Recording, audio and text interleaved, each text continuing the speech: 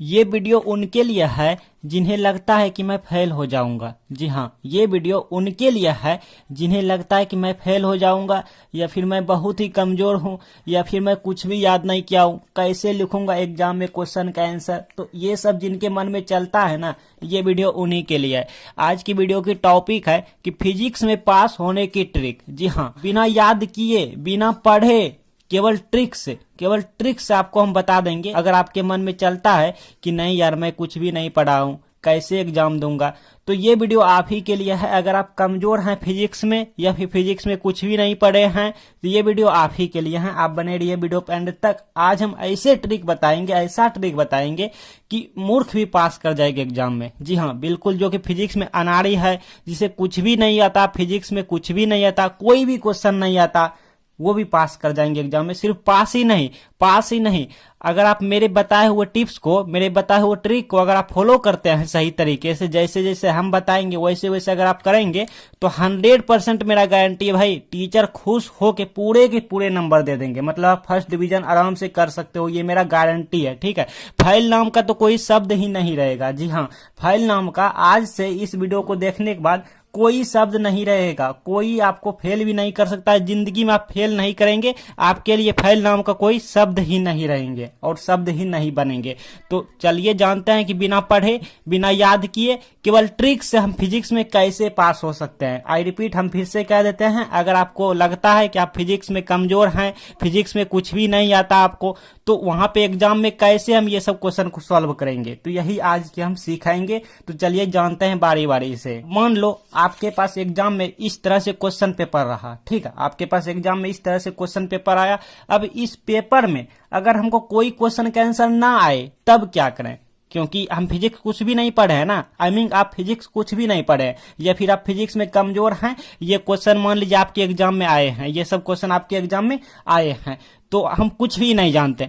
तो अब खाली तो नहीं छोड़ना, क्योंकि खाली छोड़ेंगे तो हम फेल हो जाएंगे। लेकिन हम आपको फेल नहीं होने देंगे। ठीक है, हम आपको फेल नहीं होने देंगे। तो इस सिचुएशन में क्या करें, कैसे करें कि ये क्वेश्चन का आंसर हो जाए? ये सब क्वेश्चन सबको हम बारी बारी से लेके चलेंगे, आपको सिखाएंगे। मान लीजिए कि फिजिक्स में आपको अगर कोई क्वेश्चन का आंसर ना आए, तो उसका आंसर इस ट्रिक से लिखें जो कि हम आपको बताने वाले हैं। एग्जामिनर खुश होकर आपको पूरे के पूरे नंबर देंगे। हम फिर से रिपीट कर दिया। देखिए, क्वेश्चन आपके सामने, एक बिंदु पर के विद्युतीय विभव से आप क्या समझते हैं? ठीक है, उसके बाद स्थिर विद्युत बल के लिए कूलॉम का नियम लिखें। तो हम सबको बारी बारी से आपको सिखाएंगे कैसे आप ट्रिक से वहां पे कर सकते हो, बिना पढ़े, बिना कुछ याद किए। ठीक है, अगर आपको कुछ भी नहीं आता फिजिक्स में, तो कैसे करेंगे ये सब क्वेश्चन का हल, कैसे करेंगे, आंसर कैसे लिखेंगे, वही हम इस वीडियो में आपको बताएंगे। देखिए, हम आपको यहाँ पे दिखा रहे हैं, हम यहाँ पे दिखा रहे हैं सब कुछ, तब आपको समझ आएंगे अच्छे से। ठीक है, तब आपको अच्छे से समझ आएंगे। मान लीजिए आपके पास 1 नंबर क्वेश्चन है, 1 नंबर यहाँ पे क्वेश्चन है, आप जो कि देख रहे हैं। ये क्वेश्चन का आंसर आपको नहीं आता है, ध्यान से सुनिए, ये क्वेश्चन का आंसर आपको नहीं आता है। ठीक है, तो इस सिचुएशन में क्या करें? ठीक है, जिन्हें आता है उनके लिए ये वीडियो नहीं है, पहले कर देते हैं। जिनको नहीं आता है, तो इस सिचुएशन में क्या करें? तो सबसे पहले आपको इमेजिन कर लेना, ये आपका बोर्ड कॉपी है। कौन सा है? बोर्ड कॉपी है, उत्तर पुस्तिका है, जिसमें आपको आंसर लिखना है। तो सबसे पहले लिखेंगे प्रश्न उत्तर संख्या 1। कितना नंबर है भाई? 1, जो कि आप यहाँ पे देख पा रहे होंगे। अच्छा, या फिर आप ऐसे भी लिख सकते हैं, क्वेश्चन नंबर 1। ठीक है, फिर उत्तर लिखेंगे। अब उत्तर में क्या लिखेंगे? पहले देखिए क्वेश्चन को, आप पहले ध्यान से देखिए कि एक बिंदु पर के विद्युतीय विभव से आप क्या समझते हैं। ठीक है, इस वीडियो में हम आपको ऑब्जेक्टिव से लेके सब्जेक्टिव, जो 5 अंक वाले होते हैं, ये 2 नंबर वाले हैं। ठीक है, 2 अंक वाले हैं, सब कुछ आपको बताएंगे। आप बने रहिए वीडियो एंड तक। हाँ, देखिए, सबसे पहले आपको क्या करना, देखिए सबसे पहले आपको जो क्वेश्चन है यहां तक लिख दीजिए। क्वेश्चन को ध्यान से पढ़िए। एक बिंदु पर के विद्युतीय विभव से आप क्या समझते हैं, मतलब यहां तक हम लिख सकते हैं। तो यहां तक हम आपको यहाँ पे उत्तर में लिखना है कि एक बिंदु पर के विद्युतीय विभव। उसके बाद क्या करना? उसके बाद आपको कुछ भी नहीं आता, तो हमने ये डॉट डॉट डॉट डॉट क्यों छोड़े हैं? आपको एग्जाम में इस तरह नहीं करना है, कॉपी में आपको नहीं करना है। ठीक है, लास्ट में लिख देना समझते हैं, जो कि यहाँ पे समझते हैं। अब क्या की जगह, मतलब आप क्या, इतना की जगह पे हम क्या करेंगे? आंसर लिखेंगे, ट्रिक लगाएंगे। ट्रिक कैसे लगाएंगे? तो मेरी बातों को पहले आप ध्यान से सुनिए। देखिए, ट्रिक यही है, ट्रिक है आपके सामने कि सादा पेज आई मीन खाली पेज आपको नहीं छोड़ना, जो कि आप ऑलरेडी जानते हैं। फिर पेपर में आए हुए क्वेश्चन से रिलेटेड आई मीन मिलता जुलता आपको कोई भी कीवर्ड जो आपको याद है उसे लिख देना। जैसे पेपर में मिलता जुलता कीवर्ड, जैसे क्या यहाँ पे मिलता जुलता क्या हो सकता है, विद्युतीय विभव है, विद्युतीय विभव से आपको मिलता जुलता क्या मिल रहा है, जैसे आवेश, ठीक है, आवेश भी विद्युतीय में आता है, विद्युत क्षेत्र क्या है, विद्युत तीव्रता क्या है, विद्युतीय धारिता क्या है, ये सब अगर आपको कुछ भी याद है तो आप वहां पे लिख सकते हैं। बाय चांस आपको कुछ भी याद नहीं है, ठीक है, आई मीन मिलता जुलता याद नहीं है, मिलता जुलता आपको याद नहीं है तो आपको जो भी क्वेश्चन का आंसर याद है उसे लिख दीजिए। बस आपको ये ध्यान रखना है कि आपका पेपर किसका है, फिजिक्स का है। तो फिजिक्स में अब तक आप जितने भी पढ़ाई किए हैं कुछ ना कुछ तो याद होंगे, चाहे वो 8 क्लास का हो या 9 क्लास को या 10 क्लास को,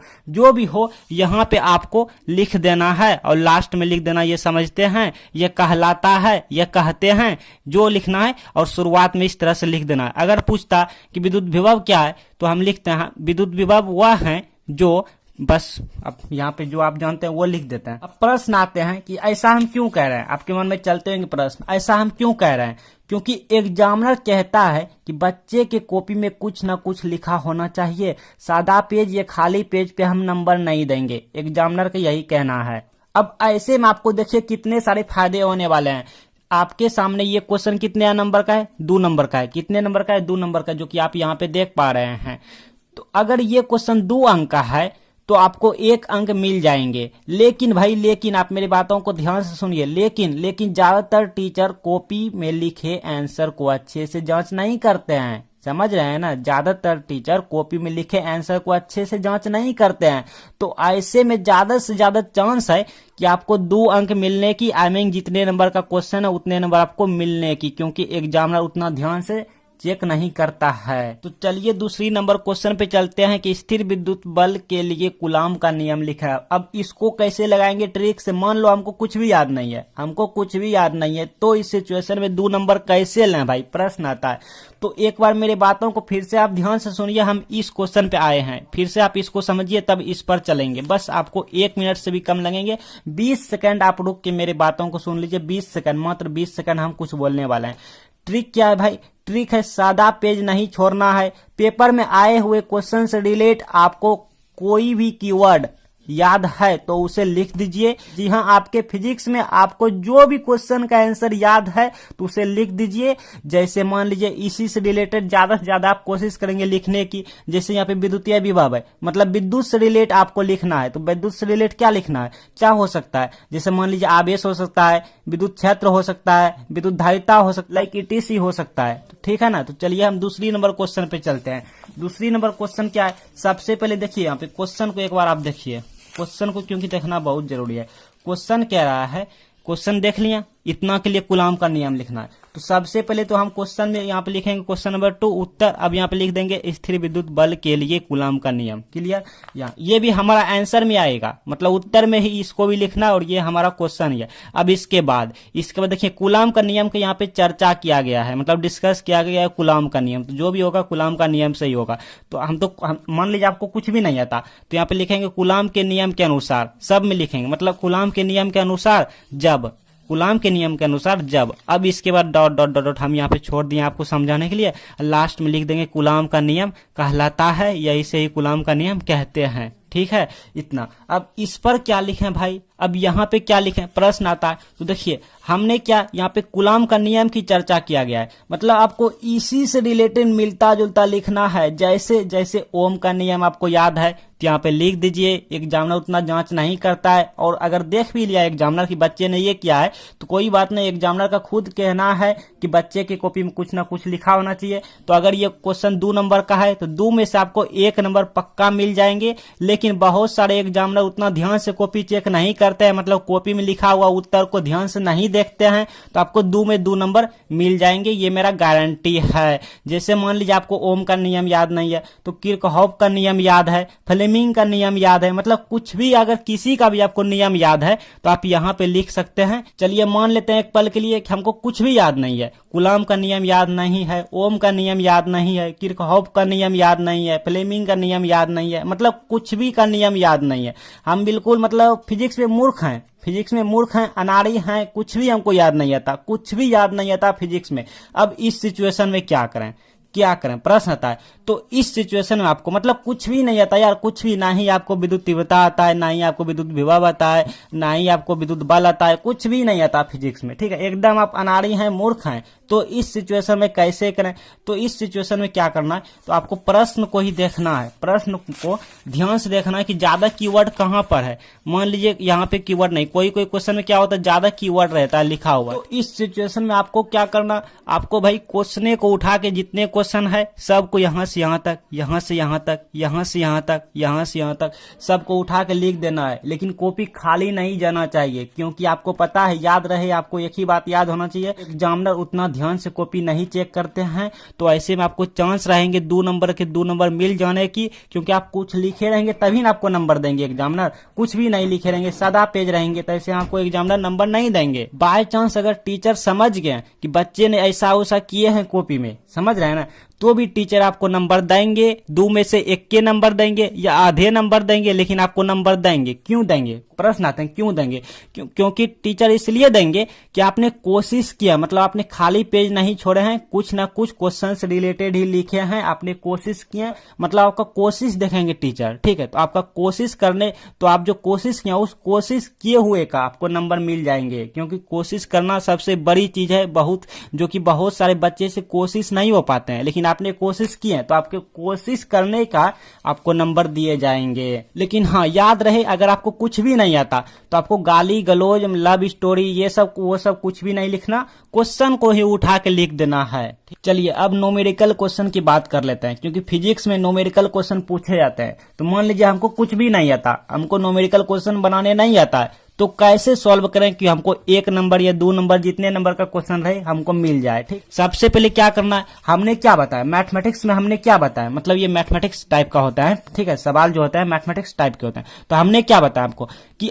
आपको सबसे पहले क्वेश्चन में जो दिया हुआ रहता है उसको लिखना होता है आंसर में। तो दिया क्या है, किसी गौसीय पृष्ठ में, मतलब -q आवेश है, फिर +2 Q है, फिर तथा -q आवेश है, मतलब ये दिया हुआ है, इतना है, ठीक है, दिया हुआ है। कह रहा है कि पृष्ठ में से परिणामी विद्युत फ्लक्स ज्ञात करना है, गणना करना है। तो जो जो पहले दिया हुआ रहता है ना उसको लिख देने से क्वेश्चन का आधा नंबर मिल जाता है। जैसे ये नंबर, मतलब ये क्वेश्चन मतलब कितना अंक का, 1 नंबर, तो 1 में से आधा नंबर मिल गया। अगर 2 नंबर का रहता, 2 अंक का रहता तो 1 नंबर मिल जाते हैं, ठीक है। तो उसी तरह हम यहाँ पे लिख देंगे, दिया है गौसीय पृष्ठ में इतना इतना आवेश दिया है, ठीक है, ये लिख दिया। अच्छा, उसके बाद देखेंगे और हमारा प्लान बन रहा है क्या लिखने की, हम यही दिमाग लगाएंगे, क्योंकि अपन को कुछ तो नहीं आता है ना, कुछ भी नहीं आता। तो इस सिचुएशन में फिर देखेंगे पृष्ठ में से परिणामी विद्युत फ्लक्स गणना करना है, मतलब ओ यहां से लेके यहां तक लिख देना है गणना।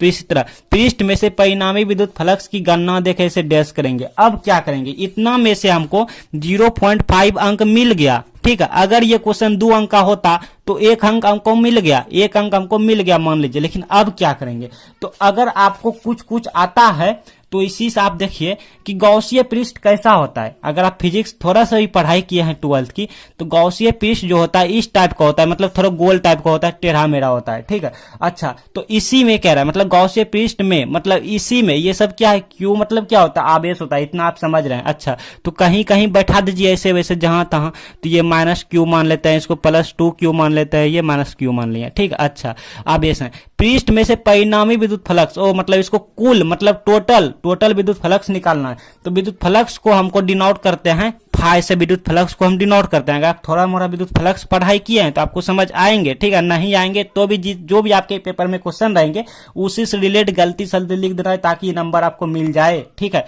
तो विद्युत फ्लक्स बराबर होता है समेशन, और यहाँ पे क्या, चार्ज, मतलब जितने चार्ज है टोटल चार्ज बटे नॉट एप्सिलॉन होता है। टोटल चार्ज कितना है भाई, इतना है हमारा टोटल चार्ज। तो यहाँ पे लिखिए -q, फिर +2q, फिर -q। समेशन का मतलब होता है प्लस होता है, सबको ऐड करना होता है, कुछ इस टाइप का करेंगे मैथमेटिक्स में, इतना। तो ये कितना मिल गया, टोटल मिल गया, ये सॉल्व किया 0 मिल गया, 0 बटे नॉट एप्सिलॉन हो गया, तो ये हमारा 0 हो गया। तो हमको मिल गया फाई बराबर 0, जो कि हमारा फाइनल आंसर हो गया। तो हम आपको जितने भी ट्रिक बताएं, अगर आप उसको सही तरीके से फॉलो करते हैं तो मेरा गारंटी है भाई आप पास क्या, फर्स्ट डिवीजन कर जाएंगे। जी हाँ, 100% मेरा गारंटी है, टीचर आपको खुश होकर नंबर देंगे, क्योंकि आपने बहुत सारे प्रयास कर करके बहुत सारे क्वेश्चन को सॉल्व कर लिया, बहुत सारे क्वेश्चन कर लिए, कवर कर लिया। तो ये वीडियो उनको आप जरूर शेयर करें जिनको कि लगता है यार मैं कमजोर हूं, मुझे कुछ नहीं आता, एग्जाम में अगर मैं फेल हुआ तो सुसाइड कर लूंगा, ये कर लूंगा, वो कर लूंगा।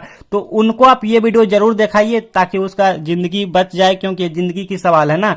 तो आप उनको वीडियो ये शेयर कीजिए, उन्हें बताइए कि अगर आपको कुछ भी नहीं आता तो ये ट्रिक लगाइए, वो सेकंड डिवीजन जरूर आएंगे। अगर सही तरीके से फॉलो करेंगे तो फर्स्ट डिवीजन आ जाएंगे, ये मेरा गारंटी है। भाई ध्यान से सुनिए, ध्यान से सुनिए भाई, एक इंपॉर्टेंट बात हम बताना भूलिए गए थे आपको। यहां तक अगर आपने वीडियो देख लिया है तो मेरे बातों को ध्यान से सुनिए, इंपॉर्टेंट बात आपको हम बताने जा रहे हैं, ठीक है। अगर आपको इंग्लिश में कुछ भी नहीं आता तो ये आप वीडियो देखिए। अगर आपको मैथ में कुछ भी नहीं आता, मान लीजिए आप मैथमेटिक्स सब्जेक्ट ले रखे हो, या 10th के हो या 12th के आप स्टूडेंट जी हैं, तो आपको मैथमेटिक्स में कुछ भी नहीं आता, ठीक है। क्योंकि बहुत सारे बच्चे कहते हैं यार मैथ लेके हम पछता रहे हैं, मैथ मेरा बोझा हो गया, ऐसे वैसे ना जाने मतलब कुछ भी सोचने लगता है, मैथ को लेके जो माथा पच्ची करने लगता है। तो आपको मैथ में कुछ भी नहीं आता, कुछ भी नहीं आता, कुछ भी नहीं आता, तो इस सिचुएशन में कैसे आप 60 नंबर से प्लस, समझ रहे हैं ना, इतना लाएंगे, कैसे लाएंगे। तो आपके लिए स्पेशल यहाँ पे वीडियो बना दिया है, यहाँ पे वीडियो आ रहे हैं, आप इस वीडियो को देखिए। इस वीडियो को देखने के बाद अगर आपको मैथ में कुछ भी नहीं आता तो आप ये नहीं कहेंगे कि यार मुझे मैथ में कुछ भी नहीं आता। आप खुद तैयार हो जाएंगे एग्जाम देने के लिए और आप अच्छे से अच्छे अंक हासिल कर पाएंगे।